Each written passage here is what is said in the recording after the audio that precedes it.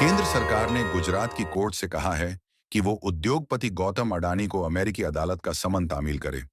अमेरिकी कोर्ट का यह समन गौतम अडानी की कथित रिश्वतखोरी से संबंधित है। न्यूयॉर्क की कोर्ट में अमेरिकी प्रतिभूति और विनिमय आयोग एसईसी ने गौतम अडानी, उनके भतीजे सागर अडानी और कुछ अन्य लोगों पर रिश्वतखोरी का आरोप लगाते हुए आरोप पत्र पेश किया है। पिछले महीने अमेरिकन रेगुलेटर ने भारत सरकार से गौतम अडानी तक समन पहुंचाने में मदद का अनुरोध किया था। यह कदम हेग संधि के तहत उठाया गया है, जो विदेशों में दायर मामलों के लिए कानूनी दस्तावेजों की तामील में सहायता के लिए देशों के बीच सहयोग की अनुमति देता है। द हिंदू के मुताबिक कानून मंत्रालय के विधि कार्य विभाग डीएलआई ने पिछले महीने अमेरिका से प्राप्त एक समन को अहमदाबाद के जिला और सेशन कोर्ट को भेजा था। यह पत्र 25 फरवरी को लिखा गया था, जिसमें अडानी ग्रुप के अध्यक्ष गौतम अडानी को समन देने की प्रक्रिया शुरू करने को कहा गया। यह मुकदमा न्यूयॉर्क के पूर्वी जिला में संघीय अभियोजकों के साथ मिलकर अमेरिकी रेगुलेटर एसआईसी ने दायर किया था, जिसमें गौतम अडानी और उनके भतीजे सागर अडानी पर अडानी ग्रीन लिमिटेड के कार्यकारी के रूप में कथित तौर पर अमेरिकी निवेशकों से सैकड़ों मिलियन डॉलर की रिश्वत छिपाने का आरोप लगाया गया है। एसईसी का दावा है कि यह रिश्वत भारतीय अधिकारियों को ऊंची दरों पर ऊर्जा खरीद के लिए दी गई थी, जिससे अडानी ग्रीन और एक solar power plant operator Azure Power को लाभ हुआ। द हिंदू के मुताबिक सीईसी ने 18 फरवरी को न्यूयॉर्क की एक अदालत को सूचित किया था कि उसने हेग संधि के तहत भारत सरकार से समन तामील में सहायता मांगी है। हालांकि इससे पहले कानून मंत्रालय ने एक सूचना के अधिकार आरटीआई जवाब में दावा किया था कि 21 फरवरी तक उसे ऐसा कोई अनुरोध नहीं मिला था। सरकार के पास आरटीआई 19 फरवरी को दायर की गई थी और जवाब 3 मार्च को दिया गया था, जबकि समन पहले ही गुजरात कोर्ट को भेजा जा चुका था। इस गड़बड़झाले से सवाल उठे हैं कि क्या मंत्रालय को अनुरोध की जानकारी थी या नहीं। अडानी ग्रुप पर यह मुकदमा पिछले साल से चर्चा में है, जब अमेरिकी अभियोजकों ने आरोप लगाया था कि समूह ने तमाम राज्यों में भारतीय अधिकारियों को 22,000 करोड़ रुपए की रिश्वत देकर सोलर पावर कॉन्ट्रैक्ट हासिल किए थे। हालांकि अडानी ग्रुप ने इन आरोपों को निराधार बताते हुए खारिज कर दिया है।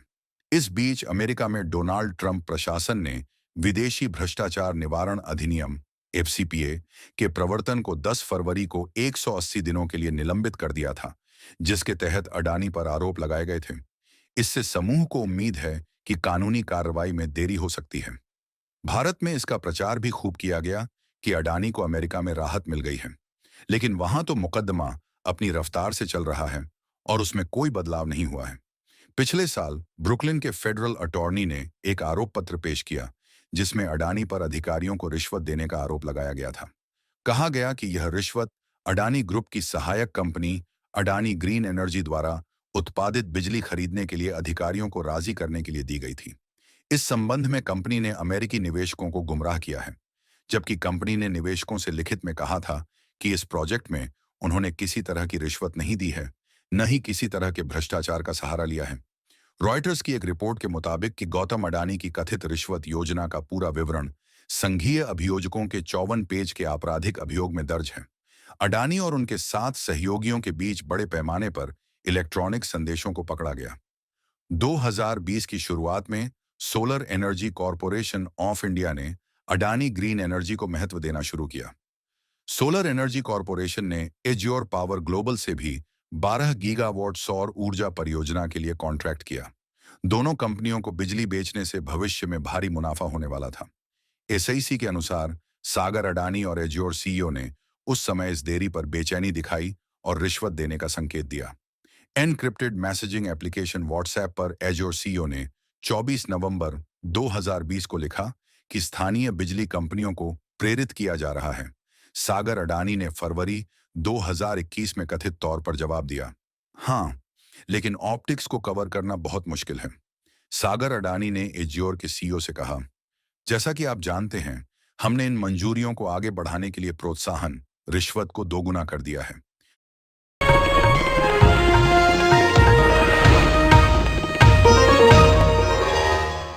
Copyright disclaimer under Section 107 of the Copyright Act 1976. Allowance is made for fair use for purposes such as criticism, comment, news reporting, scholarship, and research.